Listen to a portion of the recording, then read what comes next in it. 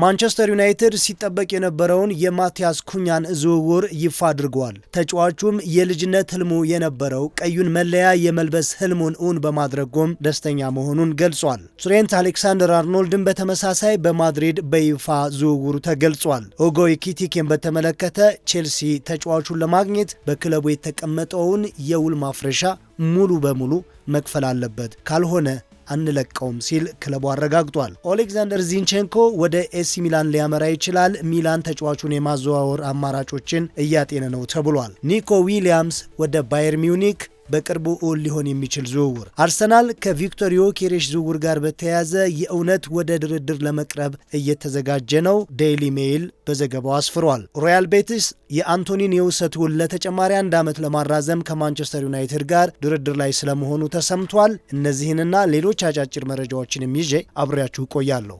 ሰላም ጤና ይስጥልን ወደ ፈጣን ስፖርት ዩቲዩብ ቻናል ቤተሰቦቻችን እንደምን አላችሁ? ለቻናላችን አዲስ ከሆናችሁ ሰብስክራይብ አድርጉ። ቪዲዮዎቹ ለብዙ ሰው እንዲደርሱ ላይክ፣ ሼር፣ ኮሜንት፣ ኮፒ ማድረግ አትዘንጉ። ወደ መረጃዎቹ ልለፍ። ይመቻችሁ። ማንቸስተር ዩናይትድ የማቲያስ ኩኛን ዝውውር ማጠናቀቁን ዛሬ ይፋ አድርጓል።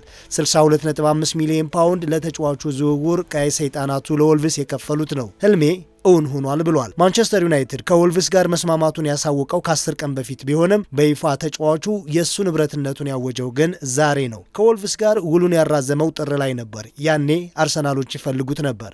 አርሰናል ጥር ላይ ተጫዋቹን ለማስፈረም ከፍ ያለ ፍላጎት እንዳለው በስፋት ይነገር እንጂ በክረምቱ የዝውውር መስኮት ግን ይህንን ተጫዋች ለማስፈረም ምንም አይነት እንቅስቃሴ አላደረጉም መድፈኞቹ። ውል ማፍረሻው 62.5 ሚሊዮን ፓውንድ የተደረገውም ጥር ላይ ውሉን ሲያራዝም ነበር። ወልቭስ ቢያንስ ተጫዋቹን ማቆየት ባይችል እንኳን ከዝውውሩ ገንዘብ ያገኝ ዘንድ በስምምነት የተደረገ የውል ማራዘሚያ ፊርማ ነበር። አርሰናል በዚህ ክረምት ምንም እንቅስቃሴ አላደረገም። ተጫዋቹን የማስፈረም እቅድ አልነበረውም። ከዛ ይልቅ ከሌሎች ተጫዋቾች ጋር ነው ስሙ እየተነሳ የሚገኘው። ማንቸስተር ዩናይትድ ውል ማፍረሻውን ለመክፈል ግን ክፍያውን በ4 ወይም በ5 ዓመት ለማድረግ ከጠየቀ ቆይቷል። ወልቭስ እምቢ ብሏል። በመጨረሻ የተጫዋቹን የውል ማፍረሻ 62.5 ሚሊዮን ፓውንዱን በ2 ዓመት ለመክፈል ስምምነት ላይ መድረሳቸውን ተከትሎ ተጫዋቹም በግል ጉዳዮች ላይ ከማንቸስተር ዩናይትድ ጋር ቀድሞ በመስማማቱ ምክንያት ዝውውሩ ኦን ሆኗል። እስከ 2030 ድረስ የሚቆይ የ5 ዓመት ውል በዩናይትድ ፈርመዋል።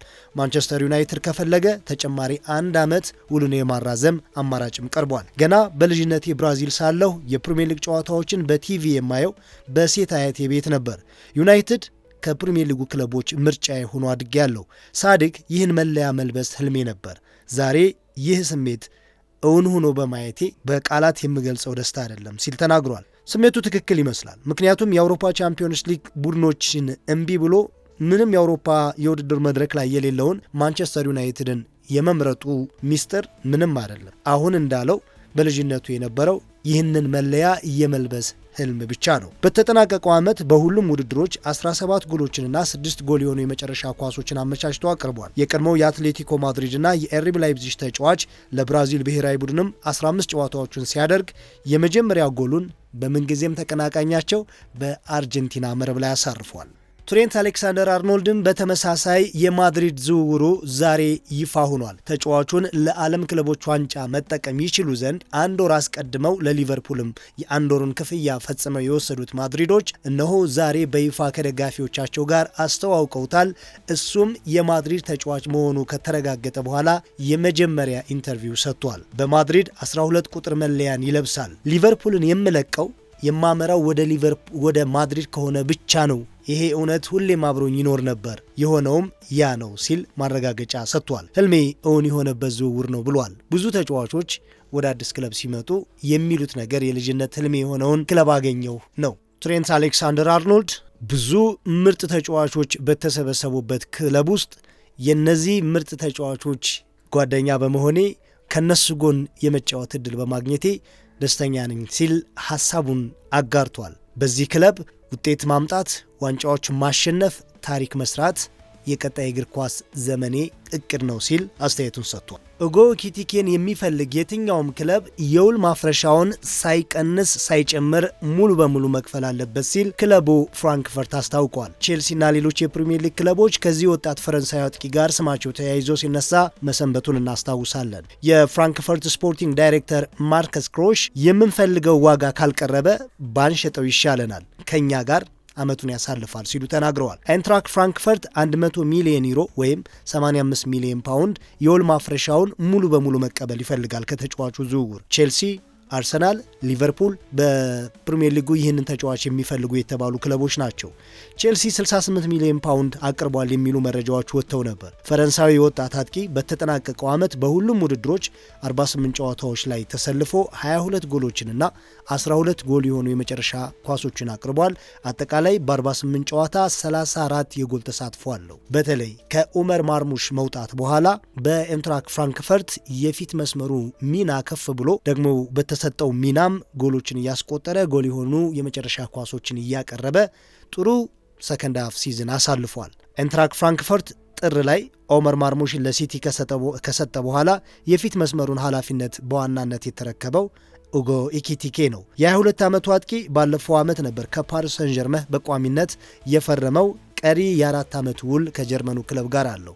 ቼልሲዎች እንደተባለው 85 ሚሊዮን ፓውንድ ከፍለው ይህንን ተስፈኛ አጥቂ ያመጣሉ ወይስ ከዝውውሩ ወይም ከድርድሩ ራሳቸውን ያገላሉ?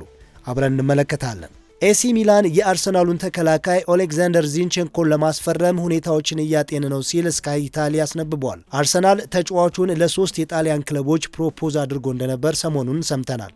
ላትዚዮ፣ ናፖሊና ኤሲ ሚላን ተጫዋቹን እንዲገዙ ሀሳብ የቀረበላቸው የሴሪያው ክለቦች ናቸው። ሶስቱም ግን እምቢ ማለታቸው ነበር የተዘገበው። ዛሬ የስካይ ኢታሊ ዘገባ እንደሚያሳየው ኤሲ ሚላኖች ሁኔታዎችን እያጤኑ ነው ብሏል። ብቸኛ ጥያቄያቸው የተጫዋቹ ሳምንታዊ ደሞዝ ከነሱ እቅድ አንጻር ሲታይ ከፍ ያለ መሆኑ ነው። ዩክሬናዊ ተከላካይ አሁን በአርሰናል ቤት 150,000 ፓውንድ ሳምንታዊ ደሞዝ ይከፈለዋል። በአመት 7.8 ሚሊዮን ፓውንድ እንደማለት ነው። በአርሰናል ቀሪ 1 ዓመት ውል አለው። አርሰናል 2022 ላይ በ32 ሚሊዮን ፓውንድ ከማንቸስተር ሲቲ ያስፈረመውን ተጫዋች አሁን ላይ ከ8.5 እስከ 12 ሚሊዮን ፓውንድ በሆነ ዋጋ መሸጥ ይፈልጋል ተብሏል። 8.5 ሚሊዮን ፓውንድ በቅድሚያ የሚከፈል ተጫዋቹ በሚሄድበት ክለብ የሚያሳየው ብቃት የሚያሳየው እንቅስቃሴ እየታየ የሚጨመር ሌላ ገንዘብ በድምሩ እስከ 12 ሚሊዮን ፓውንድ ይፈልጋል ተብሏል። ይሄ ገንዘብም ለዚህ ለ28 ዓመት ተከላካይ አሁን ላለበት ብቃትም አንጻር አሳማኝ አይደለም የሚል ጥያቄ ከሚላኖች አሉ። ከምንም በላይ ግን ደሞዙ መቀነስ የሚችል ከሆነ ዝውውሩ ሊሆን እንደሚችል ይጠበቃል። ሌላው የኒኮ ዊሊያምስ ጉዳይ ነው። ኒኮ ዊሊያምስ ያው ከአርሰናል ጋር ገና ከጥር ጀምሮ ብዙ ሲባልለት የቆየ አጥቂ ነው። ምንም እንኳን ሰሞኑን ከአርሰናል ጋር አያይዘው የዝውውር ዜናዎች ማድመቂያ የሚያደርጉት ሚዲያዎች ቀዝቀዝ ቢሉም አሁን ላይ ደግሞ ከሌላ ክለብ ጋር ስሙ ተያይዟል። ስሙ መያያዝ ብቻ ሳይሆን እሱም ልቡ ወደ ጀርመኑ ክለብ ወደ ባየር ሚዩኒክ ሸፍቷል የሚል መረጃ እየወጣ እየተመለከትን ነው።